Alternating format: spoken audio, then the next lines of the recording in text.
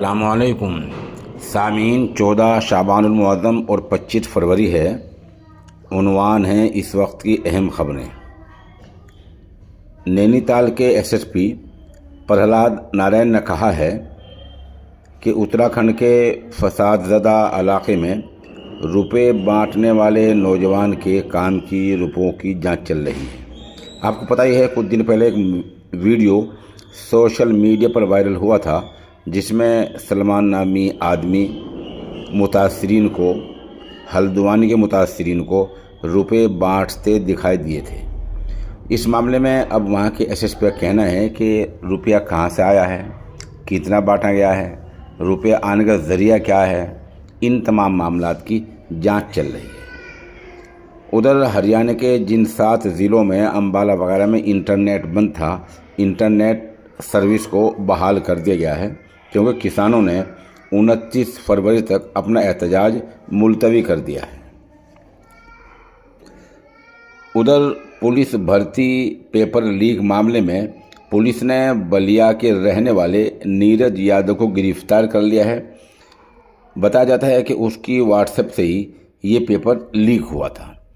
S T F نے ایک فہرست بھی تیار کی ہے جن میں ان تمام مشتبہ لوگوں کے نام ہیں جنہوں نے اس کام میں تعاون کیا ہے۔ اتراکھنڈ سے خبر آ رہی ہے کہ جن لوگوں نے وہاں فساد کے دوران نقصان کیا ہے انہی سے نقصان کا معاوضہ لیا جائے گا۔ جتنے پیسوں کا، روپوں کا نقصان ہوا ہے دنگا کرنے والے لوگوں سے، اس کا معاوضہ وصولا جائے گا۔ اہم خبر یہ بھی ہے کہ لہسن کا بھاؤ 400 روپے کلو ہو رہا ہے اور لہسن 400 روپے کلو فروخت ہو رہا ہے، لیکن المیہ یہ ہے جو کسان لہسن کی فصل بوتا ہے اس کو 200 روپے کلو ہی مل رہے ہیں۔